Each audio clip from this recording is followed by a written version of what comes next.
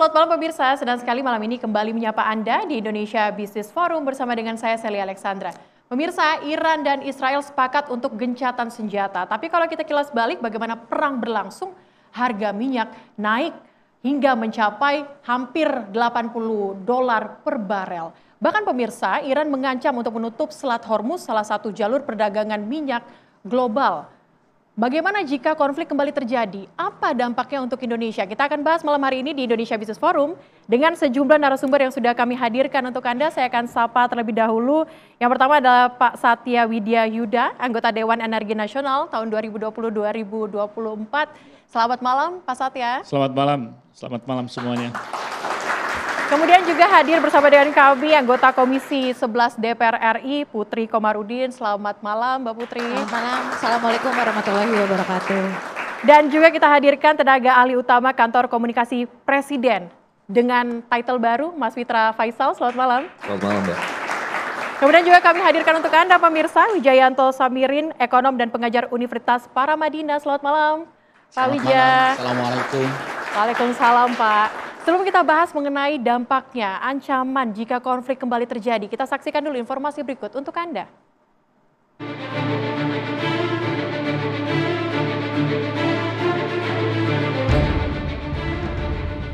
Eskalasi konflik antara Iran dan Israel masih terus memanas. Meskipun Presiden Donald Trump telah menyatakan kedua negara sepakat melakukan gencatan senjata, bukan berarti perang berakhir. Apalagi Iran sempat mengancam akan menutup Selat Hormuz, salah satu jalur paling krusial dalam lalu lintas perdagangan minyak di seluruh dunia. Menteri Keuangan Sri Mulyani dalam keterangan persnya mewaspadai sejumlah dampak yang muncul akibat konflik Iran dan Israel terhadap perekonomian Indonesia. Salah satunya yang akan berpengaruh dari ketegangan dua negara adalah melonjaknya harga minyak dunia dan pelemahan ekonomi global. Dua hal ini dikhawatirkan bisa menekan APBN. Melihat perkembangan perekonomian global nasional, situasi yang terus bergejolak dan berkembang. Dan ini telah menyebabkan langsung pada hari pertama harga minyak naik lebih dari 8%. Itu terjadi kenaikan lonjakan bahkan tertinggi sempat mencapai $78 per barel, naik hampir sekitar 9%, meskipun kemudian sekarang mengalami koreksi. Sementara itu, Menteri ESDM Bahlil Lahadalia mengatakan pemerintah mengantisipasi hal ini dengan menaikkan produksi minyak dalam negeri atau lifting. Dan sekali lagi saya katakan bahwa sekarang ini pemerintah Indonesia atas arahan Bapak Presiden Prabowo tidak ada cara lain apapun kita lakukan untuk meningkatkan lifting. Memang ini pekerjaan berat, ini pekerjaan jangka panjang, tapi harus kita lakukan. Negara kita kalau kita mau kuat, maka kita harus mengoptimalkan seluruh potensi sumber daya alam kita dalam mengisi kebutuhan nasional kita. Saat ini harga minyak dunia kembali turun di kisaran $65 Amerika per barel pasca pengumuman gencatan senjata. Sementara lifting minyak mentah Indonesia tahun ini ditargetkan 605.000 barel per hari.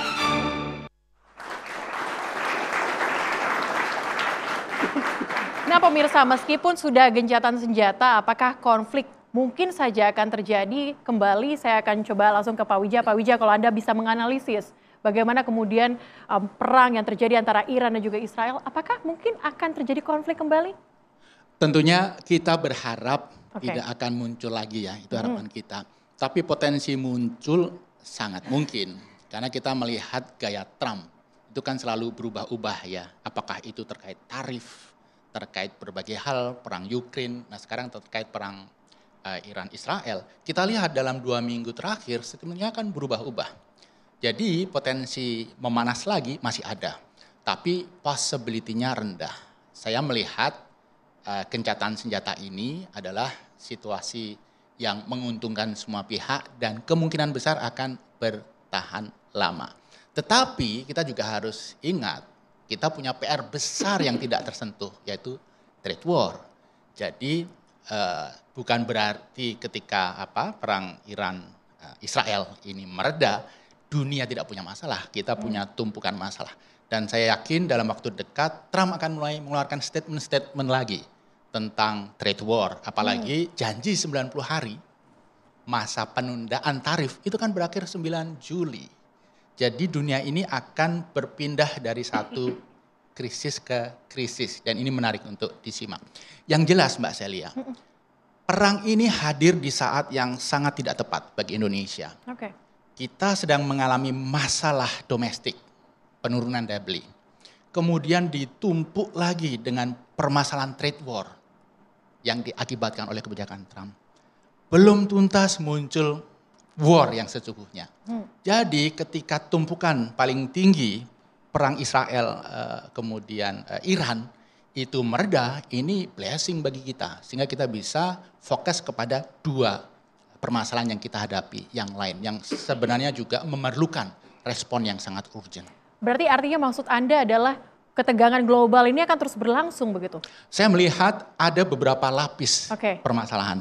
Dan selama Presiden Trump masih mempertahankan style selama seperti yang dia sudah tunjukkan dalam beberapa bulan ini, dunia tidak akan pernah tenang. Nanti muncul isu apa lagi? Muncul isu apa lagi? Dan saya rasa yang paling penting bagi negara seperti Indonesia adalah be prepare. Untuk memperbaiki diri, memperkuat diri. Be prepare. Pak Satya, nah kalau misalnya Anda bisa lihat saat ini Pak, yang jadi perhatian kita juga adalah ancaman dari Iran untuk menutup Selat Hormuz. Ini apa yang terjadi jika Selat Hormuz itu ditutup? Dan apakah Den memang sudah memprediksikan, memproyeksikan apa yang mungkin akan dilakukan, simulasinya? Seperti apa nih Pak? Jadi begini, pada waktu saya di Dewan Energi Nasional kita pernah melakukan stress test. Ya, jadi kalau kita melihat ini kan kategori namanya krisis dan darurat energi. Jadi kalau krisis itu lebih banyak kepada supply, jadi tidak terpenuhi supply. Tapi kalau darurat itu apabila ada infrastruktur yang terganggu. Nah, kita melihat ini dalam konteks krisis daring, ya, di dalam skala nasional. Nah, Selat Hormuz menjadi salah satu infrastruktur yang kita amatin betul kalau sampai terjadi, karena load daripada impor kita itu sekitar 250.000 barel tuh lewat ke Selat Hormuz. Ya kita punya juga yang di Afrika, kita juga Afrika tuh ada di Angola, ada di Nigeria dan juga ada di US. Nah, sebagian kecil ya. Maka kenapa kita lihat begitu mereka sudah mulai mengotak-atik Selat Hormuz, kita lihat possibility-nya. Di sana itu ada West East Pipeline. Jadi di sana ada dari Abqaiq sampai ke mana, ke Yanbu kalau salah ya, itu yang menuju ke Red Sea. Itu pipa yang kapasitasnya sekitar 5 juta barel per hari. Nah sementara kita sekitar 250.000. Itu kita berebut dengan India, China, dan even US. Karena mereka semua lewat Hormuz semua. Hormuz itu kapasitasnya sekitar 20 sampai 21 juta barel per day. Masih di bawah daripada Selat Malaka. Ya tapi tetap aja tinggi, sehingga apabila kita nggak kebagian untuk pipa itu juga menjadi salah satu konsideran. Yang kedua itu infrastruktur di Irak ya. Irak Utara itu mulai Kirkuk ke Yehan itu juga ada satu pipeline. Di luar daripada dua infrastruktur yang ada, hanya ada port yang ada di bawah, di UAE itu di bawah, yaitu yang menjadi andalan kalau memang Hormuz itu ditutup, tetapi kan ini berebut, ya karena kebutuhan daripada pipa yang mengalir di sana otomatis berebut dengan infrastruktur yang ada. Nah, maka kenapa di dalam stress test itu juga kita lihat apabila kita mengalihkan impor ke tempat yang lain. Tapi mesti diingat importasi daripada crude itu tergantung daripada kapasitas kilang dan juga jenis daripada crude di kilang. Jadi misalkan Balongan, Cilacap dan lain sebagainya, mereka mempunyai beberapa spesifikasi yang dipenuhi di dalam negara-negara yang bergantung pada Hormuz, yang Irak, ya Oman, lantas UAE dan juga Arab. Itu mereka punya porsi sendiri di kilang mana mereka akan dikilangkan. Maka mengalihkan dari tempat yang Middle East ini ke tempat lain juga bukan merupakan hal yang mudah. Ya, maka kita harus melihat dari aspek spesifikasi. Kayak ini kalau kita berbicara crude ya. Tapi kalau kita berbicara BBM jadi beda lagi masalahnya. Karena kita sudah otomatis mengimpor sesuai dengan spesifikasi yang kita inginkan dan itu final product. Jadi kita nggak membutuhkan lagi processing plant. Tapi kalau crude kan kita membutuhkan processing plant yang ada di Indonesia. Nah, hal-hal yang demikian itu Indonesia dalam hal ini sudah melakukan beberapa kali kajian dan kemungkinan-kemungkinannya. Memang kemungkinan yang terburuk kalau crude-nya susah ya pemenuhannya adalah BBM jadi. Karena kita pengen memberikan ketahanan daripada nasional kita kan. Jadi kayak Pertamax berapa hari Pertalite berapa hari kan yang sudah terekod di Pertamina itu kan bisa sampai 19 hari, ada yang 20 hari, 30 hari tergantung daripada jenis daripada BBM-nya itu sendiri. Nah, ini yang masuk di dalam senario-senario tersebut. Memang kita harus akuin ya bahwasanya masalah Hormuz ini menjadi salah satu faktor kenaikan daripada harga minyak dunia. Ya, tetapi mesti diingat bahwa harga minyak dunia itu tidak hanya ditentukan oleh yang fundamental itu supply demand, tetapi geopolitik tension ya mulai dari Ukraine dengan Rusia, terus sekarang ini ditambah lagi nanti kalau ada ketegangan kayak kemarin misalkan US dengan China itu juga bisa mendrive ini. Tapi ada faktor-faktor lain, misalkan faktor keuangan ya. Keuangan itu kebijakan daripada The Fed misalkan.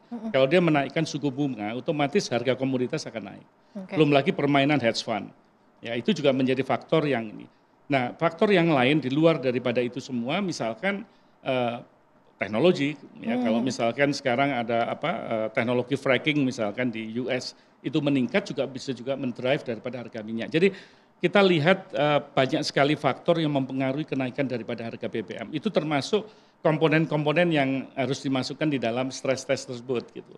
Supaya kita paham nanti kemungkinannya bagaimana kalau misalkan harga komoditas dalam hal ini BBM itu naik dan sampai sejauh mana kemampuan daripada negara untuk mengcover apabila subsidinya menjadi besar.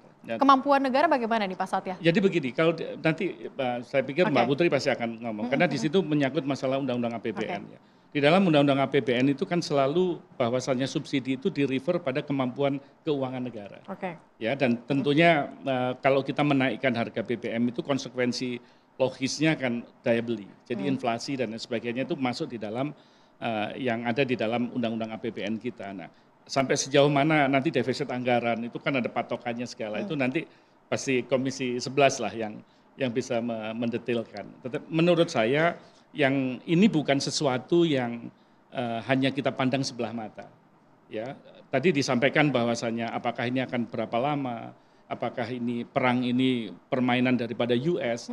Kalau saya lebih melihat dari apapun ya senario dunia, tetapi kita sebagai negara yang harus handal di dalam ketahanan energi nasional kita harus mempersiapkan segala macam aspek.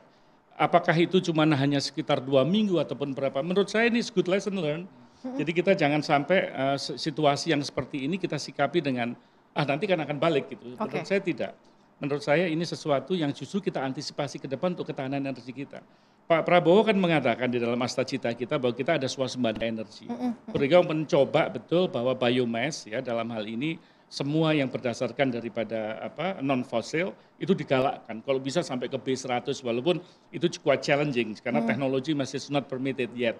At the moment ya kalau kita mau berbicara B100, tapi tujuan itu saya bisa mengerti gitu. Bagaimana kita menguasai agriculture yang bisa kita arahkan kepada energi, konteksnya adalah untuk kemandirian. Kita belum mandiri karena kalau kita berbicara minyak bumi jelas kita impor, kita berbicara LPG kita masih impor. Gas masih lumayan. Gas kita boleh dikata kita overflow, buktinya kan kita juga ekspor. Jadi kalau begitu kita satisfy domestic demand baru kita ekspor. Jadi dalam hal ini kita lihat semua langkah, semua aspek itu. Memang kalau kita tidak tergantung dengan BBM ya, itu akan jauh lebih aman. Dari dulu waktu saya di DPR saya mengatakan BBM itu adalah bahan bakar mahal. Singkatnya seperti itu. Jadi kita mesti avoid sebenarnya. Cuman yang mencintai BBM juga masih banyak. Artinya pemerintah harus mengambil ini sebagai langkah serius. Langkah apa yang kemudian dipersiapkan oleh pemerintah? Ditahan dulu. Usai jeda kami akan kembali untuk Anda di Indonesia Business Forum pemirsa.